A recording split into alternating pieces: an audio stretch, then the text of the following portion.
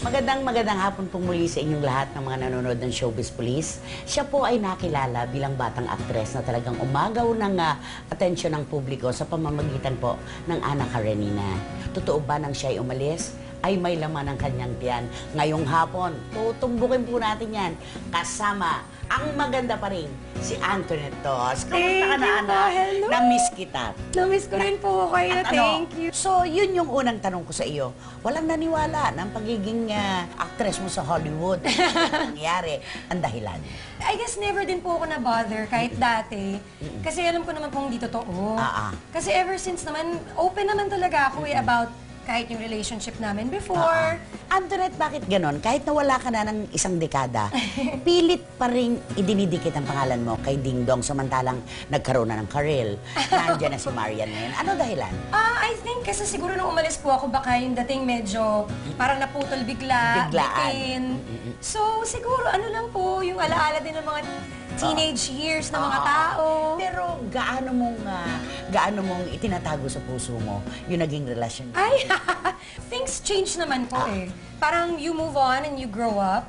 And parang even if right now, pareho kaming masaya on our own, kahit na hindi na kami, at the end of the day, syempre parang you hold certain things dear to your heart from the past. Pero it doesn't mean na gusto pa naming maging kami ngayon. Tama, na magbalikan pa ulit kayo. Pero it was a special relationship po, syempre. Of course, after you, si Karel yung pumasok sa eksena. Ano yung kwento nun?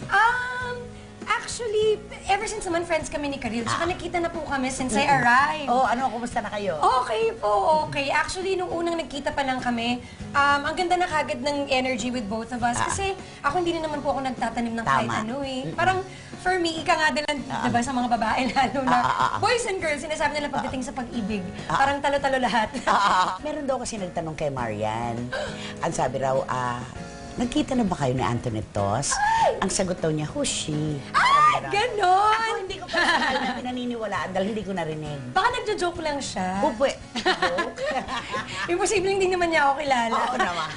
Eh, siya nga kilala mo, di ba? Oo. Mas ako na ka naman sa kanya. Ay, diba? ganon. Okay lang. Nagjo-joke lang siguro yun. Oo. Pero kung joke yun at talagang in jest niya sinabi, syempre may konti pa rin, may ganon pa rin yan.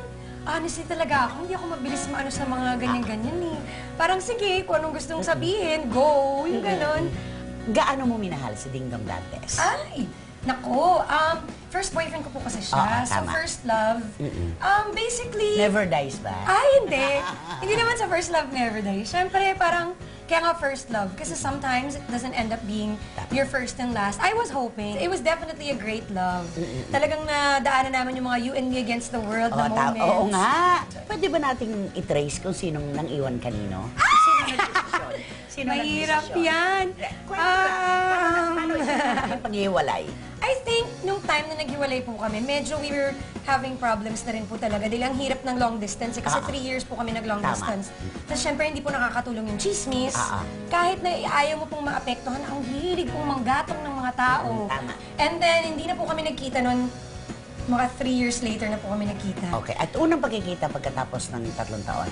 After nun, I guess, nung umuwi po ako dito bakasyon, siguro yun na rin po yung, ready na akong umuwi ng Pilipinas. Okay na, I can do this. So, nakita po kami as friends. Nag-hangout pa po kami. So, everything was good. Paano yung unang pagkikita na mata sa mata? Ang weird. Para pong yung dating, parang kahapon nung nakita kami.